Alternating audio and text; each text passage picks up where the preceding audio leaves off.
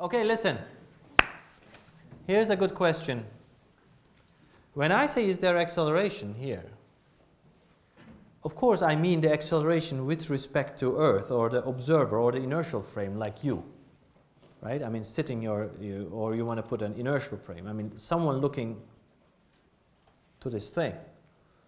Because if you would be looking from somewhere else, you might be looking at these changes on the coordinate system, and you might say, well, of course it is changing.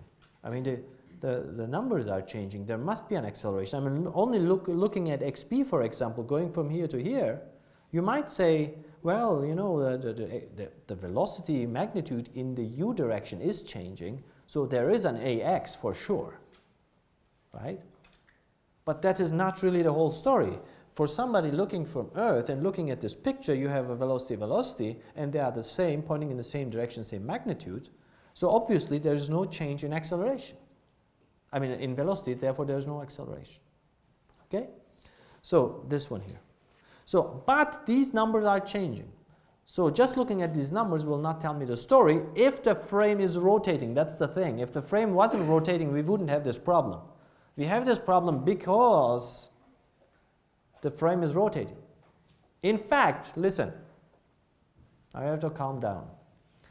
In fact, if this coordinate system was rotating faster, you would say, whoa, these numbers are changing really fast.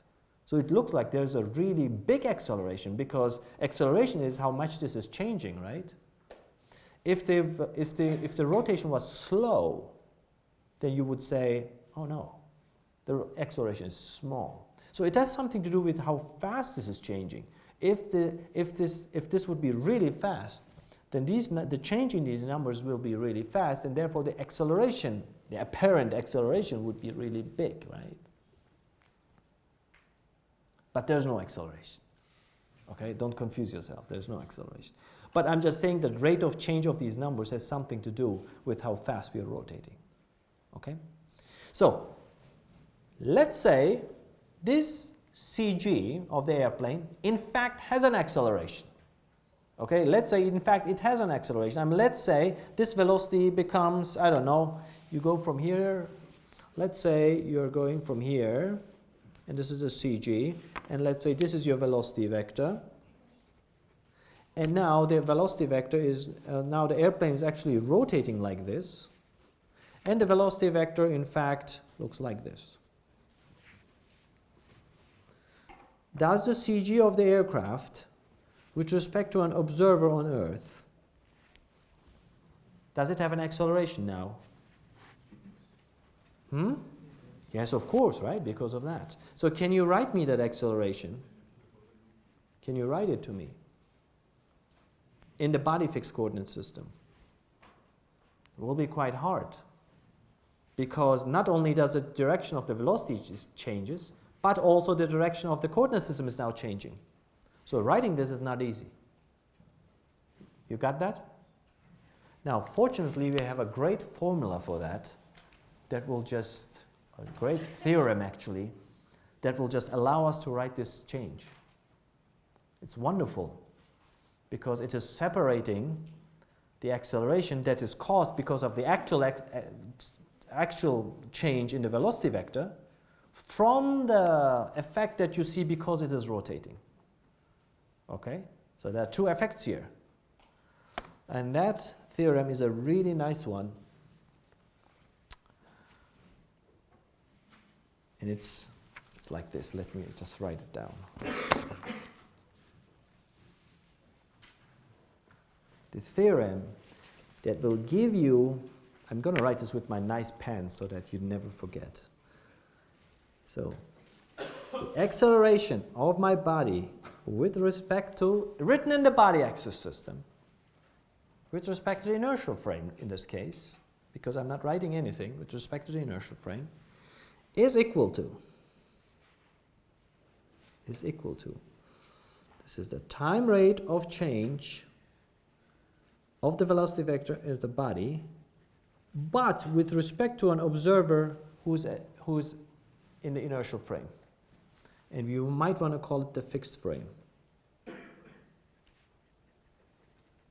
So the observer is in a fixed frame, which means the observer is in the inertial frame, right? Looking from the inertial frame and wants to see the time rate of change of the velocity vector, but written in the body axis system. It's quite confusing, isn't it? But you understand the story. The observer is on Earth or in the inertial frame. Okay, let's say Earth is the inertial frame. So you're on Earth looking at that airplane. You want to write the time rate of change of velocity, which is the acceleration, but you want to write it in the body axis system, but the body axis system is rotating. Okay? So what is the acceleration of the aircraft with respect to me? Basically, someone looking from the Earth or inertial frame. Okay? So that's what we're trying to find. This is what this means. Find the time rate of change of the velocity vector written in the body axis system, but with respect to someone looking from a fixed frame, inertial or Earth. Okay? That is equal to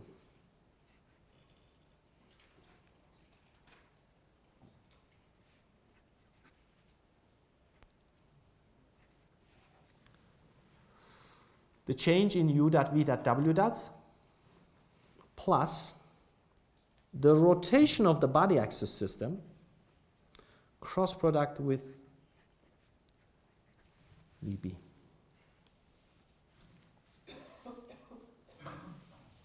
So if you want to write this in a clean form or in an extended form, you're looking at the acceleration of the aircraft with respect to the inertial frame or the Earth fixed frame, but written in the body axis system is equal to this one, u dot v dot w dot, all in the body axis system. This is in the body axis system.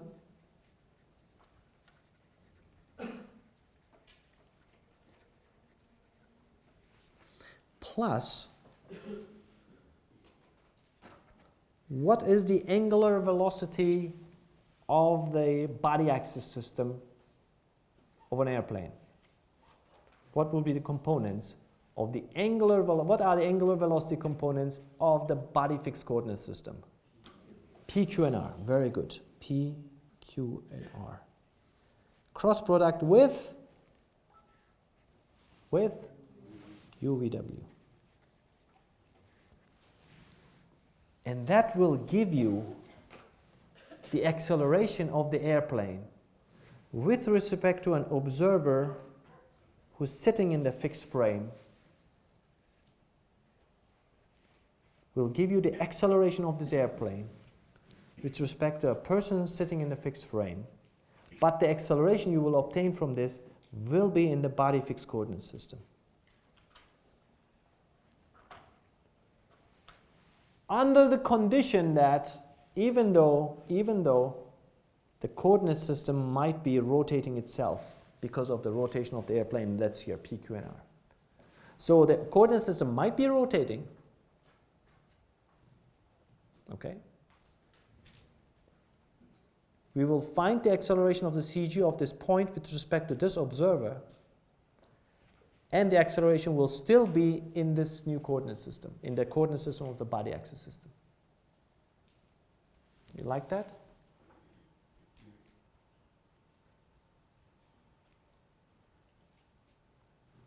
Yes. I was thinking that you said when we rotate this frame, we don't have any translational acceleration, right? If the velocity is constant, yes. Yeah, if it's this case where the velocity is constant and you're rotating, it might be so. And in this example, we don't have acceleration. But these numbers would change. Yeah. But it could actually rotate, and the velocity might in fact be changing. Yeah. I'm thinking that when, let's suppose the velocity is not changing. Mm-hmm. We rotate like aircraft, Mm-hmm. and then we said the velocity is there. Mm-hmm. And then we said the velocity will change to there, but the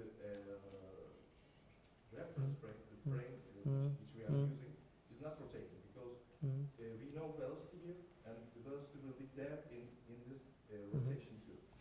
You just hold on. You mean just hold on. Let me try to understand. After this, you say the velocity will also change, or what? After this Mhm. We rotated the frame. We rotated the frame here, Yeah. yes. We have the velocity, Yes. and then we said we are not changing the frame, but the velocity is changing today. It could be. I mean, it could be that the velocity is moving here. Then you have acceleration. We have an acceleration. Of course. Can we find this acceleration from these two? Of course, everything. Because what you're saying now is this. You rotated it, and then you hold this position, and then you have velocity. Which means when you're holding this airplane, omega is 0. And then this rotation of v will in fact be u dot v dot w dot. So that will be only this. I mean, what he's saying, look at this formulation.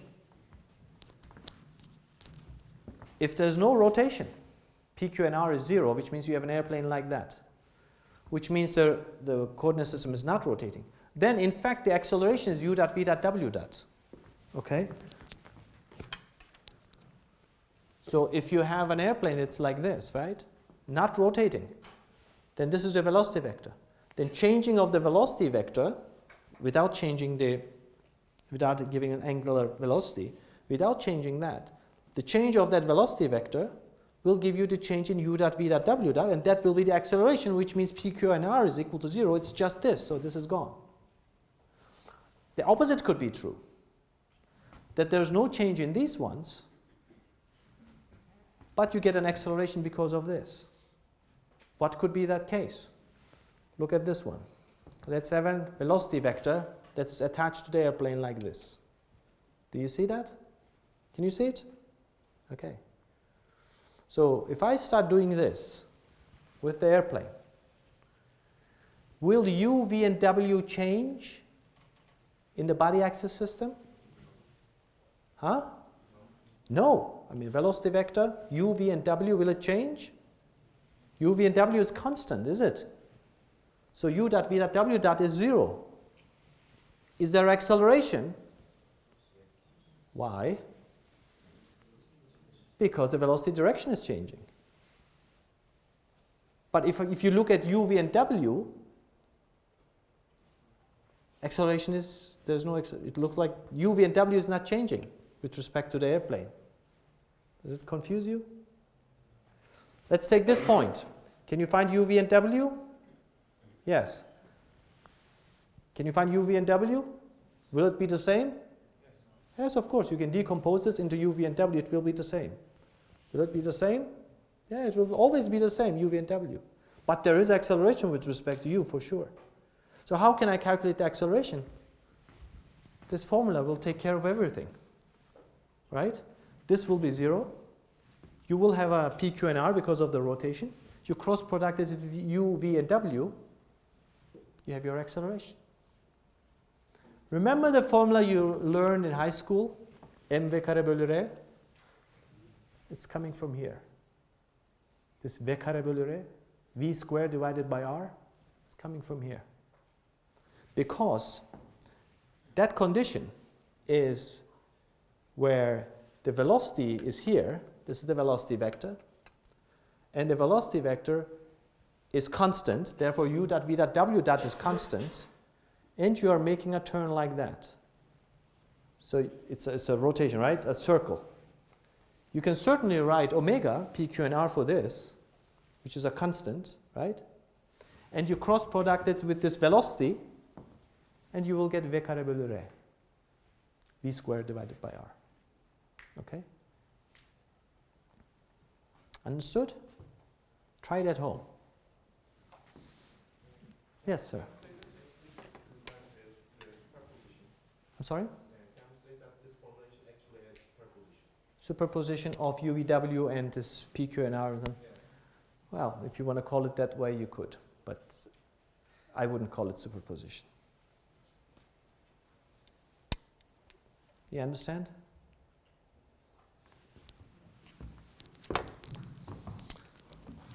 This is the theorem of Coriolis. It was found in 1835.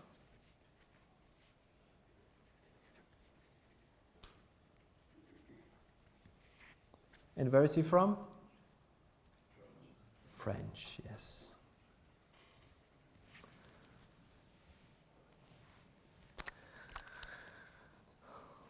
So it helps us a lot to do a lot of things here. Now, of course, listen, I'm explaining this to you.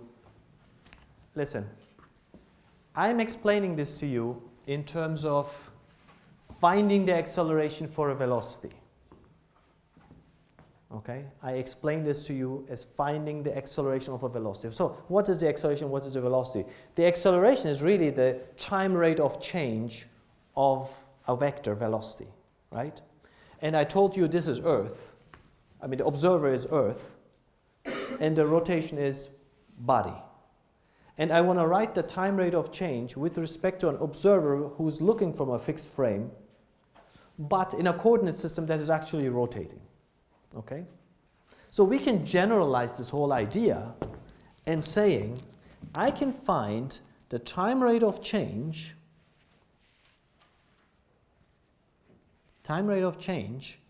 of a vector, okay, in, let's say, B is the rotating frame, rotating coordinate system,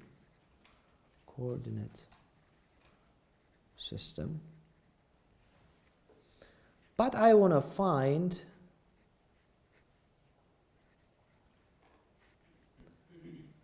it with respect to an observer who's sitting in a fixed frame, fixed reference frame.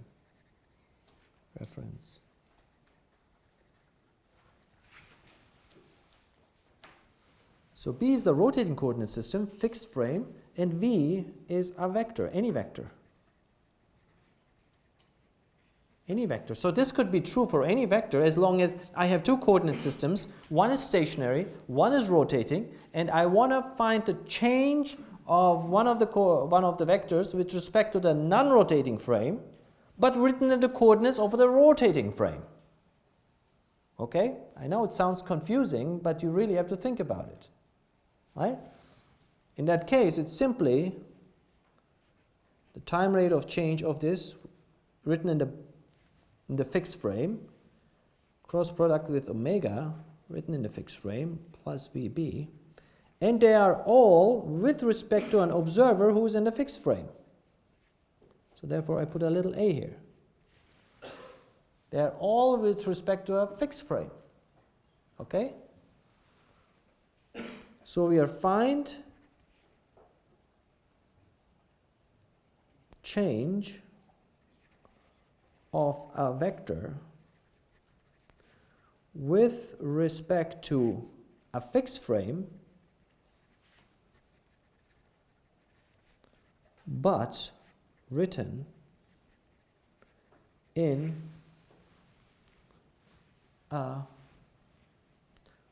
in a rotating coordinate system.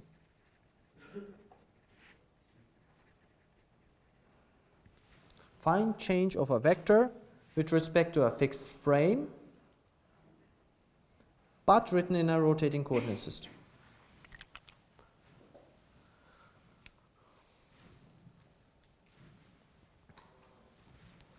Does that make sense? Is it too hard to?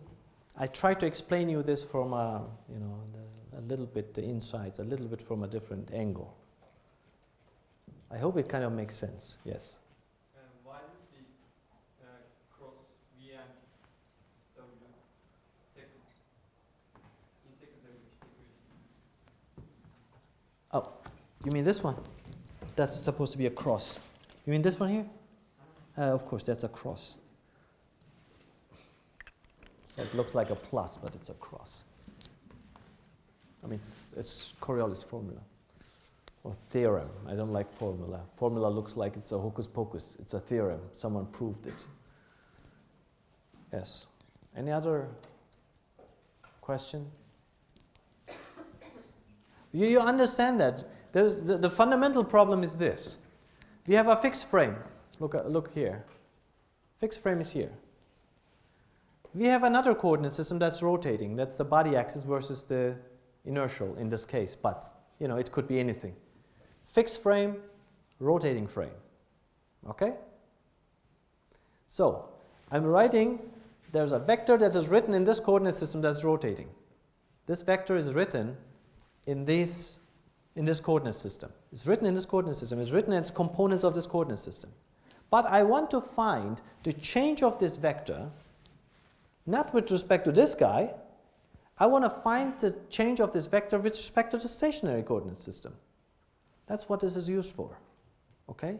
Because if I look from this coordinate system, then I can, I can look at the changes of the components, and then I look at the changes of the components in this coordinate system, but this is not what I want. I want to have the change of this guy with respect to this one, who is stationary.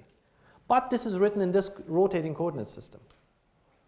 So this formula gives you this. It gives you the time rate of change of this vector with respect to the fixed frame, but this vector is written in this coordinate system. Understood? So go home and think about it. Unfortunately, this lecture is on the web. So if you get confused, go back, listen to it again, listen to it again. All right.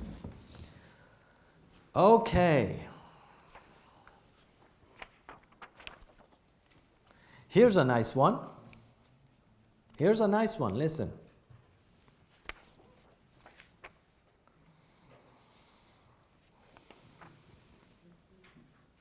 Let's give another example.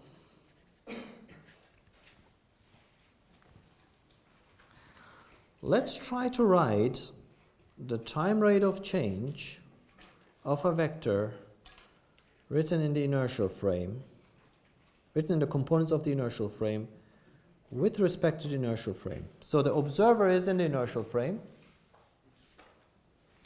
but the velocity vector is written in the inertial frame. So it would look like this. Time rate of change of the components in the inertial frame plus rotation of the inertial frame, cross product VI. What do you think? Now the vector is written in the inertial frame. So if this is the inertial frame, this is the inertial frame, this is the vector. Now I'm trying to find the time rate of change of the velocity vector with respect to the inertial frame, but with respect to the inertial frame, and the components are written in the inertial frame. So what would that be equal to? Can you see already something that goes to zero? Which one? Omega I, right? There's no rotation of the inertial frame by definition. The inertial frame is not rotating, it is just stationary somewhere. So this goes to zero. So it would be immediately this one. You see?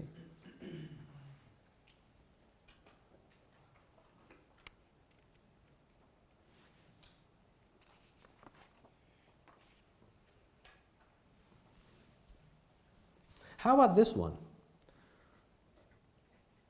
Vehicle carried. Let's say I have a vector that's written in the vehicle carried coordinate system. And let's say everything is with respect to Earth. So the observer is at Earth. Okay, the observer is at Earth. I'm sorry. Vehicle carried coordinate system. Cross product. Vehicle carried coordinate system. And everything is with respect to Earth. So the observer is at Earth, rotation is at Earth, velocity is at Earth. And we are writing this in the vehicle carried coordinate system. Can you see something that would go zero? Again omega, because the rotation of the vehicle carried coordinate system with respect to Earth, is there a rotation of the vehicle carried coordinate system with respect to Earth? As long as the Earth is flat. Okay, I give you that. If the Earth is not flat, the vehicle carried coordinate system is rotating, right? This is true when Earth is flat. Good. Some people were like, that's not true, because the vehicle carried coordinate system, if it rotates around the Earth, is actually changing direction, right? So that wouldn't work.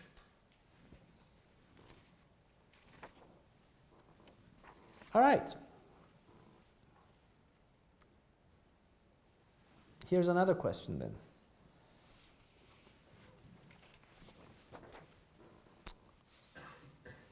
let's say I have this.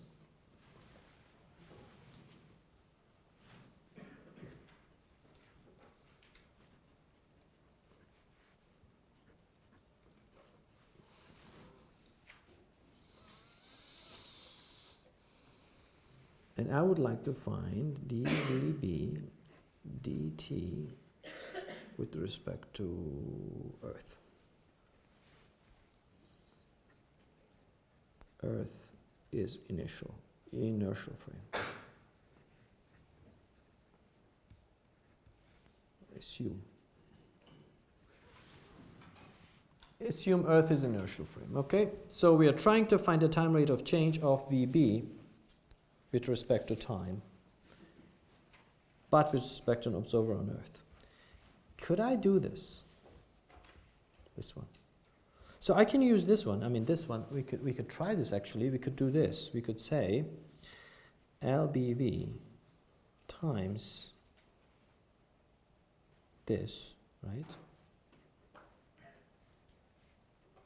With respect to Earth, plus LBV dot VV.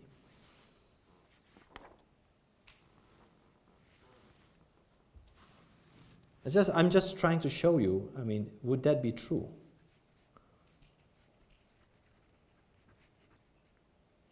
Or let me do it this way. dVB dt LBV dVV dt. I think that's a more fundamental question, right? Is this true? You see it's not, right? So the transformation matrix is not really, you can't really take the derivative and use the transformation matrix. You would be finding something else. You still need this. Because you see the transformation matrix has theta, phi, and psi, right? So if an airplane is in rotation, theta, phi, and psi is also changing in that time, right? So therefore there is an LBV dot that you need to calculate. This is not true. Because LBV is not a constant anymore during that rotation. But after you make that rotation, you can still make that transformation. From acceleration to acceleration, you could make the transformation, but you need to see that this is, you need to calculate this. So calculating this is not very easy, right? Because it's a big matrix. So you don't really like that too much. Yes? Transformation matrix has got a time components. How can we take derivative of it? I couldn't understand. Because theta is changing as a function of time, right? I mean, you know, in this, actually this is a little wrong here. I don't want to confuse you with this. You could take the transformation of an acceleration. I mean, the acceleration is a vector just like velocity, so you could do that. I'm just trying to say that this is probably not true. You know, this is not true if you put dots here. So. How can it change? How he says the following. This matrix here, theta, psi, and phi are constant. Yes, the way we did it, it was constant. We said we make one rotation and then we stop. But during that rotation, how fast do you make that rotation? At each instant in time, theta and phi and psi is changing. So you need to take the derivative of each of these numbers. So this cosine theta, for example, this the first term, cosine theta, cosine psi, it would be like this. Cosine theta, which is a function of time. And it would be cosine psi as a function of time. Right? If they are a function of time. Then you take the derivative of this functions. So it becomes even more complicated. Okay. Any questions? But you know, just to complete this story here. Of course, you could write this, right? That's another vector. This is another vector, and you can have that transformation matrix. But don't confuse it with this. Taking the derivative is something else. Transforming a vector that where the derivative has been taken is something else. Okay, so finally, we are ready to write f equals ma, believe it or not. We have all the fundamentals to write f equals ma. So what we are going to do next is called general equations of motion.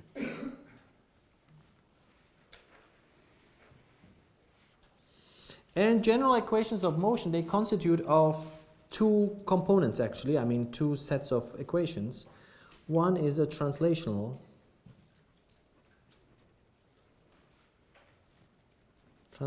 dynamics, which means, you know, in the movement of the CG in the XYZ direction, and the rotational dynamics.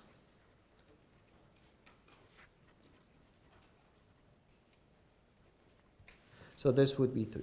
Here you have 3 degrees of freedom.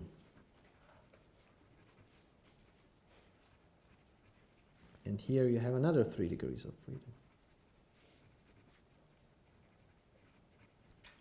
You add them together, you have 6 degrees of freedom. And that's why we call this sometimes 6th equations. 6 degrees of freedom. Or 6 degrees of freedom equations of motion.